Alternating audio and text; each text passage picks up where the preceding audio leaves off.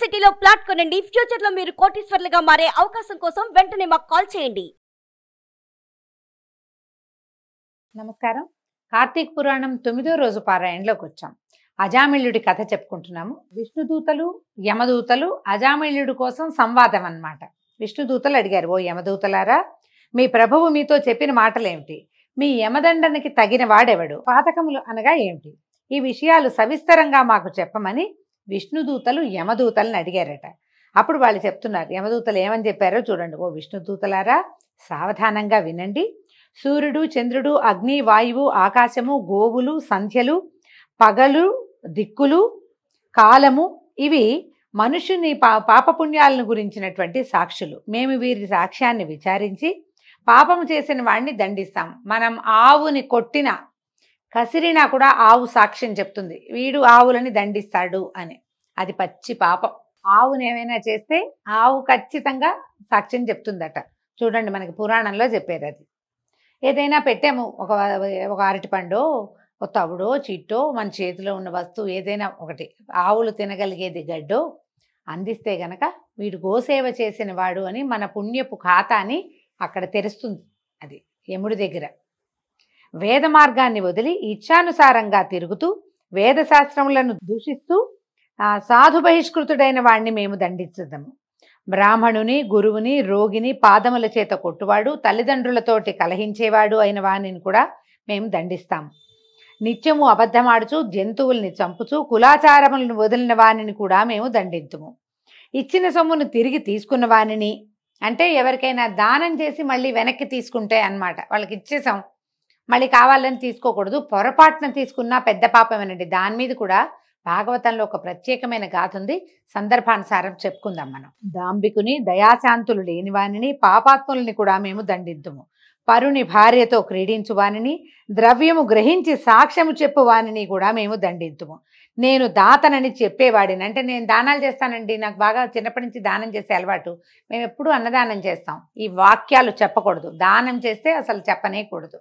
మిత్రద్రోహిని, ఉపకారమును మరిచిన వానిని, అపకారము చేయువానిని మేము దండింతుము. వివాహమును చెడగొట్టువానిని, ఇతరుల సంపత్తులను చూసి అసహ్యపడువానిని కూడా మేము దండింతుము. తర్వాత పరుల సంతానాన్ని చూసి దుఃఖించువానిని, కన్యాశుల్కముల చేత జీవించువానిని, వడ్డీ ధనముతో జీవించువానిని కూడా మేము దండింతుము. చెరువును, నూతిని, చిన్న చిన్న కాలువలను నిర్మించు వ్యాపారాన్ని మాన్పించేవాడిని, నిర్మితములైన వాటిని పాడు చేసేవారిని కూడా మేము దండిస్తాం. మోహము చేత మాతాపితరుల శ్రాద్ధమును విడిచిన వానిని, నిత్యకర్మను వదిలిన వానిని కూడా మేము దండింతుము. అంటే తద్దినాలు ఎందుకు, చనిపోయారు, పోయిన వాళ్ళు పోయారు, వాళ్ళకి ఇప్పుడు ఏం చేసినా వాళ్ళకి దక్కేది ఏమీ లేదు అని ఇలాంటి వాక్యాలు మాట్లాడే దౌర్భాగ్యులు చాలామంది ఉంటారండి. చచ్చిపోయిన వాళ్ళకి ఎందుకు చేయాలి అని, ఈ చనిపోయిన వాళ్ళకి ఎందుకు చేయాలన్న వాక్యాలు విని వాళ్ళ మోహంలో పడి చేస్తున్న, అంటే అలవాటుగా చేసేవి కూడా మానేస్తారు. పెద్దవాళ్ళకి పెట్టడము, పెద్దల్ని స్మరించుకోవటము, ఏదైనా నువ్వుల నీళ్ళు వదిలిపెట్టడము. మనం చేసుకున్నాం కదా మన పెద్దల రోజులు అని చెప్పి, ఆ రోజుల్లో కూడా క్రియలు చేయకపోయినా చెయ్యటాన్ని చెడగొట్టిన వాళ్ళని కూడా యమదూతలు దండిస్తారు. నిత్యపాక పరిత్యాగిని, పరపాక రతుని, పితృశేషాన్ని భుజించే వానిని మేము దండితుము. పరపాక పరిత్యాగి అంటే ఏంటంటే తాను వండిన అన్నంలో ఇతరులకి ఎంత మాత్రము పెట్టకుండా మొత్తం అంతా తానే తినేవాడు ఒకడు. పరపాక రతుడు అంటే నిత్యము పరుల అన్నాన్నే భుజించేవాడు. ఫ్రెండ్స్ బాక్సుల నుంచి రోజు కొట్టేసే వాళ్ళకు కూడా పాపమేనండి, వీళ్ళు కూడా నరకంలో పడతారు. చాలా శిక్షలు ఉంటాయి. వాడు పెడితే తినచ్చు, తీసుకుని తినకూడదు. ప్రతిరోజు ఎవరిదైనా తింటున్నా కూడా తప్పే. పితృశేషాన్న భోక్త అంటే శార్ధ భోక్తలు భుజించిన తర్వాత తాను శిష్టాన్ని భుజించేవాడు. ఇతరులు దానం చేసే సమయంలో ఇవ్వద్దని చెప్పేవాడు. యాచించిన బ్రాహ్మణునికి ఇవ్వనివాడు. శరణుజొచ్చిన వారిని చంపు వానిని మేము దండిస్తాము. అంటే శరణుజొచ్చిన వాడు ఎవరైనా, అయ్యా నన్ను రక్షించండి అంటే వాడినే హింసించే వాళ్ళు కొంతమంది ఉంటారు, వాళ్ళని కూడా దండిస్తారట. స్నానమును, సంధ్యావందనమును విడుచువానిని, నిత్యము బ్రాహ్మణ నింద చేసేవాడిని, బ్రాహ్మణ హంతను, అశ్వహంతను, గోహంతను మేము దండింతుము. ఇంతవరకు చెప్పినట్టు పాతకములు చేయు మానవులు మా యమలోకమునందు మా చేత యాతనలను పొందుతారు. ఈ అజామిళుడు బ్రాహ్మణుని వంశంలో జన్మించి దాసీ సంగమలోలుడై జన్మ మొదలు జన్మాంతము వరకు పాపములనే చేసినాడు. ఇతనిచే చేయబడిన పాపాలకు మితి లేదు, లెక్కలేదు. ఇటు విప్రాధములు మీ విష్ణులోకానికి ఎట్లా అర్హుడవుతాడు? ఈ ప్రకారంగా పలికినటువంటి యమదూతల మాటలు విని విష్ణుదూతలు చిరునవ్వుతో వికసించిన ముఖపద్మములు కలవారై ఉరుములతో సమానమైన గంభీరమైన ధ్వనితోటి, అంటే మేఘ గంభీర ఘోషలుగా ఉన్నారనమాట. వాళ్ళు మాట్లాడుతుంటే ఉరుగుతున్నట్టుందట. నవ్వుతూ సంతోషంగా ఇలా చెప్పారట, ఎంత ఆశ్చర్యం, మీరు ఇంత మూఢులుగా ఉన్నారు, ధర్మానికి ఒక మర్యాద ఉంది, సావధానంగా వినండి, ధర్మ మర్యాద ఏమిటో మీరు తెలుసుకోవాలి. దుస్సంగమును విడుచువాడు, సత్సంగమును ఆశ్రయించువాడు, నిత్యము బ్రహ్మచింతనమును చేయువాడు యమదండార్హుడు కాదు. స్నాన సంధ్యావందనములు ఆచరించువాడు, జపహోమాదులు ఆచరించువాడు, సర్వభూతములందు దయావంతుడు కూడా యమదండార్హుడు కాడు. సత్యవంతుడు అసూయారహితుడై జపాగ్నిహోత్రములను చేయుచు కర్మలను బ్రహ్మయందు ఉంచినవాడు కూడా యమదండార్హుడు కాదు. అన్నదానమును ఆచరించువాడు, జలదాత, గోదానకర్త, వృషోత్సర్జనం అంటే ఈ మన కార్తీక మాసంలో ఆవుని కాదు ఆంబోతుని అచ్చు వేసి వదిలిపెడతారు. గిట్టదూడలను కూడా వదులుతారు, కోడెల్ని ఇస్తారు కొన్ని దేవస్థానాల్లో. ఆ వృషోత్సర్జనము అలాంటివి చేసిన వాళ్ళకి యమదండన ఉండదట. అయితే ఆ విద్య కోరిన వాడికి విద్యాదానము ఆచరించేవాడు, పరోపకారమందు ఆసక్తి కలవాడు కూడా యమదండార్హుడు కాదు. హరిని పూజించేవాడు, హరినామాన్ని జపించేవాడు, వివాహములను ఉపనయనములను చేయువాడును యమదండార్హుడు కాదు. మార్గమధ్యమునందు మండపములు కట్టించేవాడు, క్రీడాస్థానాలు కట్టించేవాడు, దిక్కులేని శవమునకు మంత్ర సంస్కారము చేయించువాడు యమదండార్హుడు కాదు. నిత్యము సాలగ్రామార్చనం ఆచరించి ఆ తీర్థమును పానము చేయువాడు, దానికి వందనం వనర్చేవాడు, అంటే సాలగ్రామానికి నమస్కారం చేసుకునేవాడికి కూడా యమదండన ఉండదట. తులసి కాష్టమాలికలను మెడయందు అంటే తులసి పూసలు వేసుకుంటారు కదా వాళ్ళకనమాట. ఆ మెడయందు ధరించి హరిని పూజించువాడు, సాలగ్రామాన్ని పూజించేవాడికి కూడా యమదండన కలగదు. గృహాంగణమందు అంటే వాకిట్లో కానీ పెరట్లో కానీ తులసి వృక్షాన్ని పెంచేవాళ్ళు, హరికథలను వినేవాళ్ళు, భగవద్గీత పారాయణ చేసే వాళ్ళకి కూడా యమదండనలు ఉండవు. భాగవతము రాసి గృహమందు పూజించుచున్నను, గృహమందు ఉంచుకున్నను కూడా యమదండార్హుడు కాదు. పాత రోజుల్లో అనమాట భారత భాగవతాన్ని ఇప్పుడు రాయాల్సిన అవసరం ఏముంది, మనకి ప్రింట్లో దొరుకుతున్నాయి. ప్రింట్ పుస్తకమైనా ఇంట్లో పెట్టుకోవచ్చు, చదివితే ఇంకా బాగుంటుందండి, ఉంచుకున్నా మంచిదే. ఒటిగా పుస్తకాలు కొనుక్కొచ్చి ఉంచుకుంటే ఏముంది, పుస్తకగత విద్య కాదది, అది మస్తకగతంగా ఉండాలి ఏదైనా కూడా. భాగవతాన్ని కానీ భగవద్గీత కానీ చదివితే మనకి కలిగే జ్ఞానోదయము, ఈ జీవితాల నుంచి మనకి తెలిసే తరుణోపాయము ఇంకొక రకంగా రాదు, అది పుస్తకంలో ఉంటే రాదు, పుస్తకం ఉన్నా మంచిదే. అయితే అప్పుడు రాసుకునే వాళ్ళు అనమాట, అందుకని ఆ వాక్యాలు చెప్తున్నారు. తర్వాత సూర్యుడు మేష తుల మకర సంక్రాంతులందు ఉండగా ప్రాతస్నానం ఆచరించే వాళ్ళకి కూడా యమదండన ఉండదు. రుద్రాక్షమాలికను జపించి జపదాన హోమాదుల్ని ఆచరించేవాడికి యమదండన లేదు. ఎప్పుడు అచ్యుత గోవింద అనంత కృష్ణ నారాయణ జనార్దన వాసుదేవ శ్రీరామ అని హరినామ సంకీర్తనము ఆచరించేవాడికి కూడా యమదండన ఉండదు. కాశియందు మణికర్ణికా ఘట్టమున హరిస్మరణ చేయుచు మృతిని చెందిన ఎడల వాడు సర్వపాపాలు చేసిన వాడైనను యమదండార్హుడు కాదు. దొంగ, కళ్ళు త్రాగువాడు, మిత్రహంతకుడు, బ్రాహ్మణహంత, గురుభార్య రతికుడు, స్త్రీహంత, రాజహంత, గురుహంత, గోహంత మొదలైన పాపాత్ములు కూడా మరణకాలమందు హరిని స్మరించిన ఎడల పాప విముక్తులు అగుదురు. మహిమను తెలుసుకొని గాని తెలియక గాని హరినామ సంకీర్తన గావించిన వారు పరమ పాపాత్ములైనను ముక్తులగుదురు. హరినామము సంకేతము చేత గాని పరిహాసము చేత గాని తెలిసి గాని తెలియక గాని స్వల్పముగా గాని అధికముగా గాని ఉచ్చరించున్నవాడు కూడా పాప విముక్తుడవుతాడు.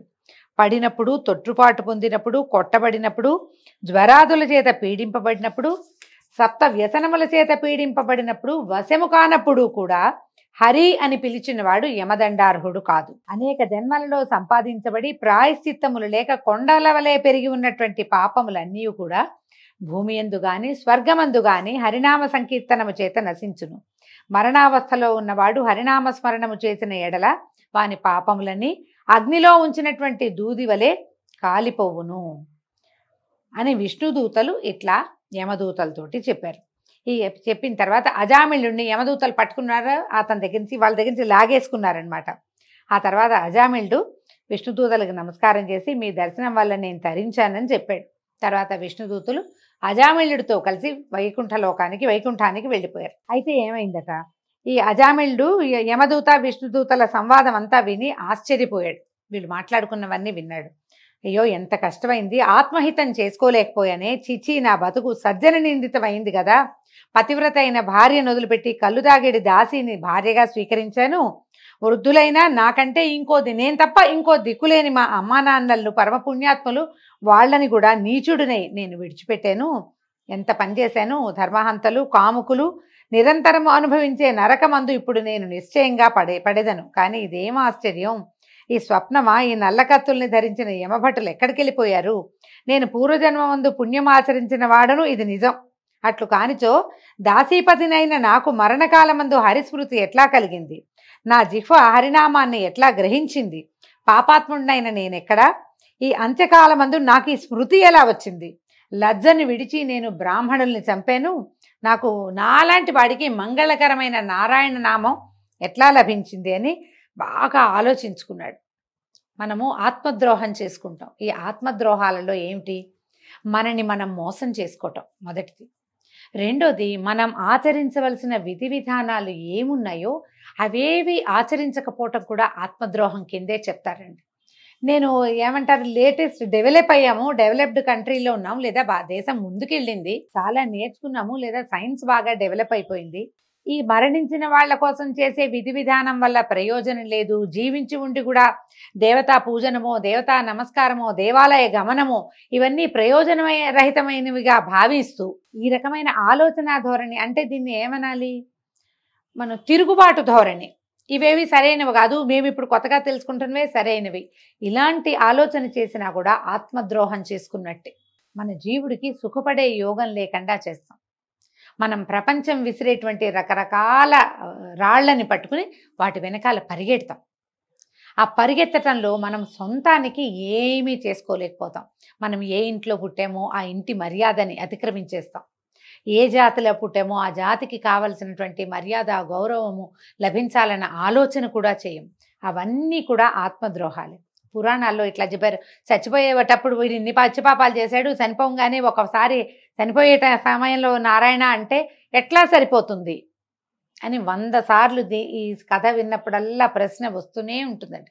ఇప్పుడు కుమారుడికి నారాయణ అని పేరు పెట్టుకుని ఆ నారాయణ అని ఎంతసేపు పిల్లవాడిని పిలుస్తూ ఉండటం వల్ల అతనికి నారాయణ నామస్మరణ అలవాటయ్యి ఉండి అంత్యకాలంలో నారాయణ నామస్మరణ చేశాడు. అదొట్టి నామధేయమే అయినప్పటికీ అదే చెప్పారు, పిలుపు కోసమైనా ఆ పేరు తెలిస్తే చాలు అని. ఇప్పుడు పిలుపులైనా అది మనం పిలవాలిగా. మనం ఏ పిల్లలకి దైవనామాలు ఇస్తున్నామండి? 2 అక్షరాలు 1 అక్షరం పేర్లు కూడా పెట్టి పిలుస్తున్నాం. కే అని, ఎఫ్ అని పిలిచే పేర్లు కూడా ఉన్నాయి. సు అంట, సు ఒక పేరా? కొమ్మిస్తే సు, ఎస్యు సు ఇంగ్లీష్లో రాస్తాం. ఇంటి పేరు ఏ సులోచనో, ఏ సుమతో, సుబ్రహ్మణ్యమైనా కూడా సూనే. మనం భగవన్నామస్మరణ చేయడం మానేసాం. తర్వాత మనం కూర్చున్నప్పుడో, నుంచున్నప్పుడో, పూజ చేసేటప్పుడో మనకి నామస్మరణ అలవాటు ఉంటే చచ్చేటప్పుడు వస్తుంది అది ఆ పేరు. మనకి ఏ అలవాటు లేదు, మనం దైవనామస్మరణ చేయం అసలు. చనిపోయేటప్పుడు ఎట్లా వస్తుంది? దానికోసం ముందు నుంచి నామస్మరణ అలవాటు ఉండాలి. ఈ భగవన్నామస్మరణ చేసే అలవాటు ఉంటే ఎప్పుడో ఒకప్పుడు సజావైన దారిలోకి వస్తాం. నామంలో ఏముంది అంటే నామంలో ఎనర్జీ ఉంటుంది. ఆ ఎనర్జీ మనని గోతులో పడిపోకుండా, బురదలో పడిపోకుండా, పాప పంకిలంలో కూరుకుపోకుండా మనని పక్కకి తీసుకొస్తుంది. పిల్లవాడికి ఏదో పేరు పెట్టడం, ఏ రామ అనో కృష్ణ అనో మనం ఎందుకు పిలవట్లేదు. ఇప్పుడు కలియుగంలో చివరి పాదంలోకి వచ్చేసాం. ఈ కాలంలో ఈ పరిస్థితులు ఉంటాయి కాబట్టి పురాణాల్లో ఇట్లా చెప్పారు. దైవనామాలు పెట్టినప్పుడు కనీసం పేర్లో పెడితే పిలిచేటప్పుడైనా అది మనకి అలవాటు ఉంటే, దుఃఖంలో, కష్టంలో, ఇబ్బందిలో ఉన్నప్పుడు ఆ పిల్లల్ని పిలిచినా ఆ భగవంతుడు మనని కరుణిస్తాడు. అదే చెప్పదలుచుకున్నారు. అయితే ఈ విధంగా అజామిళుడు ఇదంతా విచారించుకుని ఆలోచించుకుంటాడనమాట. నిశ్చలమైన భక్తిని పొంది జితేంద్రియుడై కొంతకాలం ఉండి తర్వాత సాయుజ్య ముక్తిని పొందాడు. కాబట్టి నారాయణ నామ సంకీర్తన కావించేవారు సమస్త పాతక ముక్తులై వైకుంఠలోకమును పొందుదురు, ఇందులో సందేహం లేదు. ఈ విధంగా కార్తీక పురాణంలోని 9వ అధ్యాయం పూర్తి చేసుకున్నామండి. రేపు ఉదయం మళ్ళీ 10వ అధ్యాయంలో కలుసుకుందాము. నమస్కారం.